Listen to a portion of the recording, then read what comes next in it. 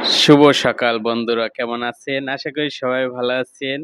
আজকে আমি দেখাবো আমি ডিউটিতে এসে ১ম এ কি করি। অবশ্য আমি নাস্তা করি ১ম এসে। নাস্তার জন্য আমি এখানের আটা নিয়ে নেবো। আটায় আমি একটু লবণ দিয়ে দেবো এবং একটু তেল দিয়ে দেবো। কারণ রুটি বানাতে হবে। সাইডে আমি গরম পানি রেখে দিচ্ছি কেতলিতে, এই যে গরম পানি দিচ্ছি। এটা আমি এখন ময়ান করে নেব একদম। ময়ান করে নিয়ে আমি রুটি বানাবো অবশ্য। এই যে দেখো প্যারা কেটে নিছি। এটা আমি আবার গোল্লা করে চাপ দিয়ে নিছি। আমি প্রায় রুটি ১৫ থেকে ১৭ টা রুটি বানাইছি। এখন এই পুরো রুটিগুলো ভাজবো। রুটিগুলো ভাজা শেষ হয়ে গেলে অবশ্য আমি নিজের জন্য একটা ডিম ভাজি করব এবং ভাজি করব পেঁপে ভাজি করব।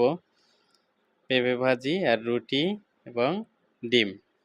এটা দিয়েই আমি সকালবেলা অবশ্য নাস্তা করি। নাস্তা করার পর নতুন করে কাজ শুরু করি ইনশাআল্লাহ।